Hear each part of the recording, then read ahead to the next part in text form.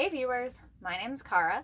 This week here in the Northern Hemisphere is the week of the vernal equinox, the start of spring, one of the Sabbats if you celebrate solstices and equinoxes as such, and it is a pretty big milestone for me. Some of you may already know this from my previous videos. Some of you may be new to my videos. If so, welcome. Click subscribe so you don't miss anything else. But it could be a recap for some of you if you already know this. The vernal equinox, the spring equinox, was the first Sabbat that I ever celebrated with a group of other people. I had been practicing on my own a little bit before that, but at that time in my childhood, I wasn't taking such copious notes as I do now and putting dates on things. So it's a little difficult to pinpoint exactly when I started studying and researching and practicing on my own.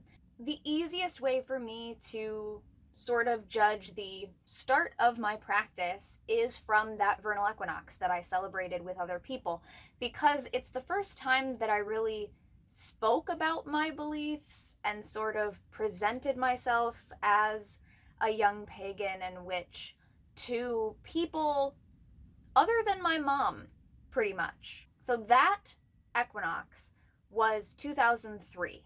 I was 12. I would be going on 13 later that year, that summer, which means that this year is my 20th Witchiversary. Now, since I was 12, I have been saying since I turned 32, this is pretty much 20 years since I started practicing. But now that we are actually at the equinox of 2023, it's even more so because it touches on that date, that Sabbat season anyway, if you will, that I have chosen to kind of just make it easier for me to count how long I've really been practicing. This is my 20th Witchiversary, and I've been more emotional than I thought I would be. I don't know what 12-year-old Cara would think of how far my path has evolved or where it's gone. I didn't even know that reclaiming tradition of witchcraft existed when I was 12. I didn't find out about it until much later, and that has really been my focus and my spiritual home, if you will, for the past 7 or 8 years now.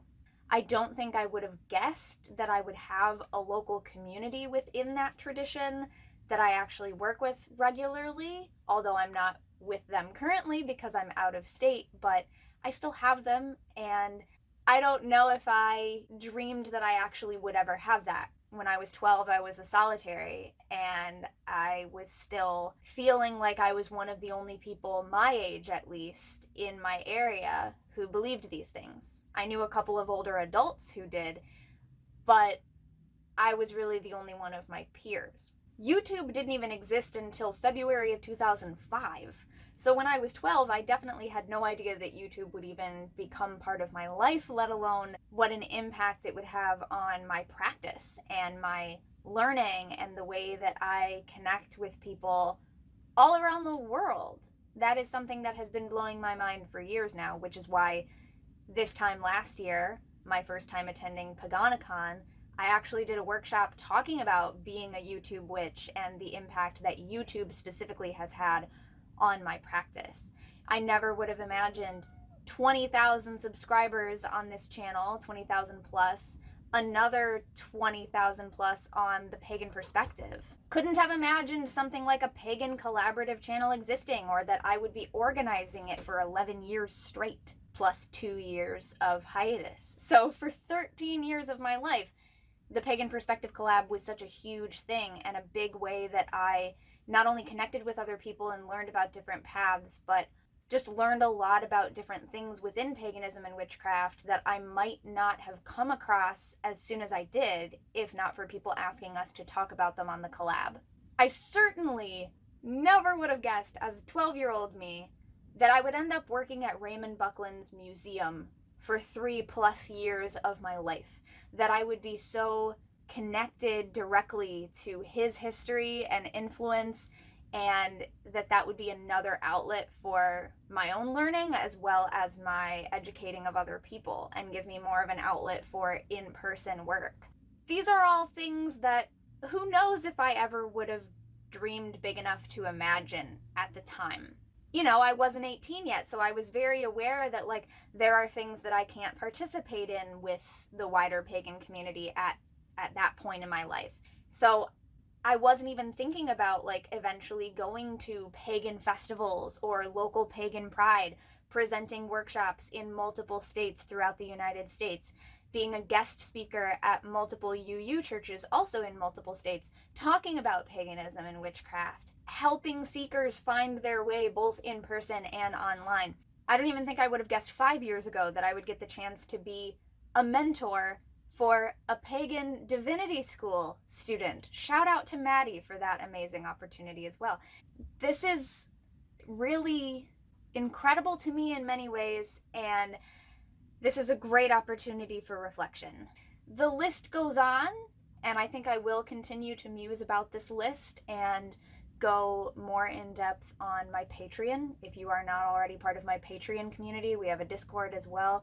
Patreon is a great way to support me and the work that I have been doing on YouTube for over 10 years now, and also the work that I will continue to do in the future. And you can be on this journey with me as we move forward if you are not already. Of course, many of you have been patrons of mine in the past or are currently, and I am so grateful for all of you and your belief in me and your direct support. It's very difficult for me to wrap my head around, you know, sometimes with my anxiety and all of these things, it can be very difficult for me to see in the moment that what I'm doing matters and that I have had a positive impact on people.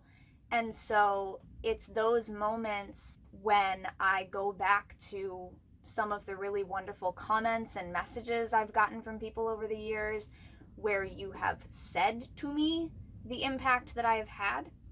And similarly, the fact that people support me on Patreon is a way that, like, tells my anxiety to shut up for a little bit, because when I start thinking nobody cares about what I'm doing, it's a very easy way to say, no, people do care, because look, they are here and they are supporting. It's not the only way to show that you care, of course. I very much appreciate likes on these videos, comments, anything like that. Even if I don't respond right away, because my anxiety sometimes does not allow me to respond, I do eventually go back and read them, and those are really the concrete things that help me reflect on the positives instead of getting stuck in the negatives that my brain sometimes likes to do.